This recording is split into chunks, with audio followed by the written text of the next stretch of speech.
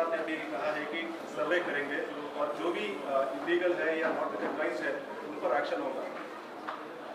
देखिए, सबसे पहली बात तो ये है कि ये मदरसे जो है वो मदरसा बोर्ड के तहत रिकॉग्नाइज नहीं है। ये प्राइवेट मदरसे हैं जिनको स्टेट गवर्नमेंट या सरकार कुछ एड नहीं देती है, ना उनकी सर्टिफिकेट रिकॉग्नाइज करती है।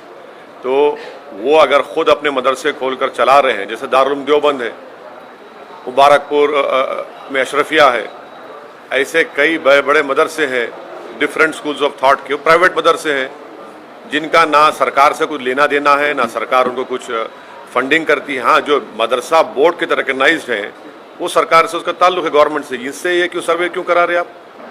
मैं अगर मदरसा खोलता हूँ तो अपने इस्लामिक तौर तरीक़े उनको सिखाने के लिए, इस्लामिक फ़िक़्ह सिखाने के लिए, उनको मौलाना बनाने के लिए, मुफ्ती बनाने के लिए, और स्टेट गवर्नमेंट से ताल्लुक़ ही नहीं है। और संविधान के आर्टिकल 30 के तहत मुझे एक फंडामेंटल राइट हासिल है कि मैं अपने मदरसे खोलूँ, अपने पसंद के एजुकेशन इंस्टीट्यूट खोलूँ। इसमें सरकार क्यों मुदाखलत करेगी? आप सर्वे क्यों करना चाह रहे हैं? आपको इससे लेना देना क्या है? क्या आप उनकी तनख्वाह दे रहे हैं? जो मदरसा बोर्ड के तहत मदरसे हैं उनकी तनख्वाह तो आप दे नहीं रहे हैं पिछले 4 साल से। ये मदरसे प्राइवेट मदरसे हैं, अनएडेड मदरसे हैं, और आर्टिकल 30 के तहत इसको कायम किया गया है। तो स्टेट गवर्नमेंट क्यों सर्वे करा रही है? आपको लेना देना क्या है? अब आप एक ऑर्डर जारी कर दीजिए ना कि अब आप मुसलमान मत रहिए, आप कुरान मत पढ़िए, नमाज मत पढ़िए, ऑर्डर जारी कर दीजिए। वही करना चाह रहे हैं आप। ये सर्वे नहीं है बल्कि एक छोटा एनआरसी है। रेगुलाइज करेंगे क्या? रेगुलाइज कर नहीं क्यों? क्या रेगुलाइज करेंगे आप? जो मदरसा बोर्ड के तहत उत्तर प्रदेश में वो आपका रिकॉर्ड है। ये मदरसे से, ये जो प्राइवेट मदरसे हैं जो मदरसा बोर्ड से रिकॉग्नाइज नहीं है, जो आर्टिकल 30 के तहत उनको राइट है, आप क्यों करेंगे सर्वे उनका? आपको क्या राइट है करने का? क्यों करेंगे आप? नहीं आप क्यों जानकारी करेंगे आप? क्या आपके सामने नहीं, आपके सामने मदरसे चल रहे हैं, आप क्यों शक करते हो मदरसों को? आपके दिमाग में बात बैठी हुई है शक करना। आपके कल एक ऑर्डर, आप सर्वे करके बोलेंगे नहीं यहाँ पर नमाज नहीं पढ़ो मदरसे में, आप कहेंगे नहीं कुरान मत पढ़ो। अरे भाई ऑर्डर जारी कर दो ना, बोल दो, तुम सब बोल दो कि मुसलमान नहीं है। ये करना चाह रहे मकसद आप हैरास करना चाह रहे मुसलमानों को। रिकॉग्नाइज मदरसे की बात नहीं कर रहा हूं, मदरसा एजुकेशन बोर्ड अलग है। ये प्राइवेट मदरसे हैं जो भारत के संविधान के आर्टिकल 30 के तहत मुझे खोलने का पूरा इख्तियार हासिल है। आप उसमें इंटरफियर नहीं हो सकते, आपको कोई राइट नहीं सरकार को इंटरफियर करने का उसमें। आप क्यों करेंगे? क्या पैसे ले रहे? क्या आपसे कुछ ले रहे कर रहे? ये मदरसा हमारा है। अब ये छोटा एनआरसी है, मैं तो कहूंगा ये कौन एंटी नेशनल है? कहाँ एंटी नेशनल है? बताओ कहाँ एंटी नेशनल है? इतनी बेशर्मी से कह रहे हैं कि हम आज़ादी के 75 साल का अमृत उत्सव मना रहे हैं। जो यही मदरसों ने इस मुल्क को आज़ाद करवाया, आज आप उनको शक की निगाहों से देख रहे हैं। ये आप खराज अकीदत पेश कर रहे हैं, होमेज पेश कर रहे हैं उन मुजाहिदीन आज़ादी को जो इन मदरसों से निकलकर भारत को आज़ाद करवाए थे। बेशर्मी की हद हो गई है।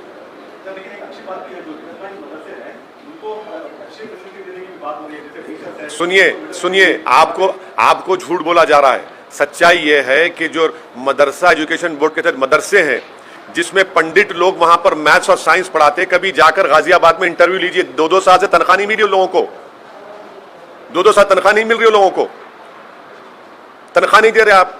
वो तनख्वाह क्यों नहीं दे रहे आप ये प्राइवेट मदरसों पे आप आ गए जो मदरसा बोर्ड से ताल्लुक ही नहीं है। अरे जो मदरसा बोर्ड में है उनको तनख्वाह तो दो तुम। ना सेंट्रल मोदी गवर्नमेंट दे रही है, ना योगी गवर्नमेंट तनख्वाह दे रही है उनको, वहां जो टीचर्स पढ़ा रहे हैं। ये प्राइवेट मदरसे हैं, आप क्यों सर्वे करेंगे? आपका मकसद एक ही है कि हरास करना, मुसलमानों के इस्लाम को बदनाम करना, जो आप नफरत करते हैं। कल आप ऑर्डर पास कर दो ना भाई, कुरान नहीं मत पढ़ो, नमाज मत पढ़ो, यही करना चाह रहे हैं आप। आपका मकसद यही है।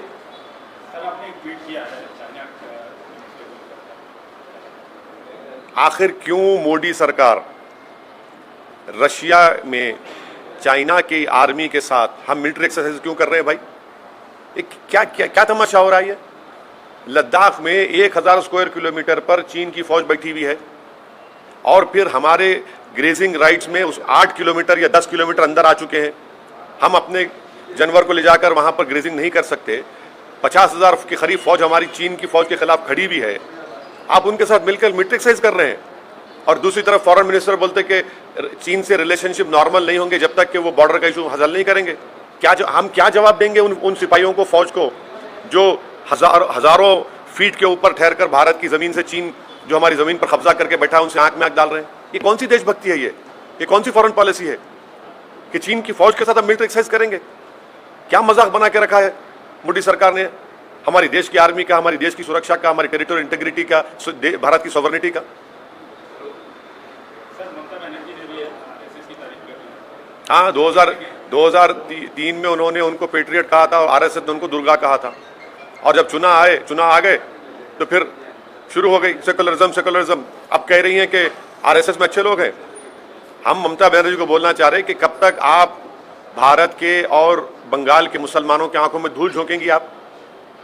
आरएसएस का जो मेंबर होता है, जो सुबह में ओथ लेता है, वो ममता बनर्जी पढ़ के सुनाए। हाँ, ये अलग बात है कि जनियो दारू एक हो रहे हैं तो हम कुछ नहीं कर सकते, मगर ये क्या बात है? आरएसएस को आप तारीफ कर रहे हैं और फिर मुसलमानों को बोलते हैं कि भाजपा को रोकने वोट दो। कि आरएसएस भाजपा में फर्क है कोई? ये अब जो टीएमसी में जो मुसलमान चेहरे हैं, जो टीएमसी में जो लोग हमको उंगलियां उठाते थे, अब बोलो क्या बोलना है उस बारे में? क्या विकल्प देंगे आप मोदी के बारे में? इसके पीछे क्या मतलब है सर? क्यों आप सोचते हैं कि ममता ने ऐसा बोला होगा आरएसएस के ऊपर? अब उनको पूछिए। आपने हमसे सवाल किया, उनके बयान पर हम बोल रहे हैं, वो खुद बताएंगी। पहले भी 2003 या 4 में भी उन्होंने आरएसएस को तारीफ की थी, आरएसएस की, वो भी रिकॉर्ड है। और आरएसएस ने उनको कहा था कि दुर्गा है ये। तो अचानक ही मोहब्बत पैदा हो गई। तो इसका मतलब है शुरू से मोहब्बत थी। नहीं, शुरू से मोहब्बत थी, मगर हम लोग, हमारे आंखों पर पर्दा पड़ा हुआ है ना सेकुलरिज्म का। हमारे आंखों पर सेकुलरिज्म का पर्दा पड़ा हुआ है। तो अब ये पर्दे हट रहे हैं, लोग देख रहे हैं अब। सर एक समीकरण, नया समीकरण बनता हुआ दिखा कल। हमारे मुख्यमंत्री बिहार गए थे, पटना बिहार के मुख्यमंत्री से मिले। इसको आप राजनीति विज्ञान के आपके विद्यार्थी हैं और एक सांसद हैं, इसको कैसे देखें? नहीं, इस बारे में तो जो दो मुख्यमंत्री बैठे थे वही बताएंगे। मैं ना मुख्यमंत्री हूं ना संतरी हूं। मैं एक पॉलिटिकल पार्टी का सिपाही हूं और बैठ के सब देख रहा हूं। कई मसलों पे आप हाँ, नहीं बोल रहा हूं ना। नहीं, देखिए, ये दोनों मुख्यमंत्री बता पाएंगे। हम क्यों बता पाएंगे उस बारे में? नहीं, सुनिए, हम तो बी टीम, सी टीम, हम मिले हुए हैं, हम भड़काऊ भाषण देते हैं। तो हमसे क्यों पूछ रहे आप?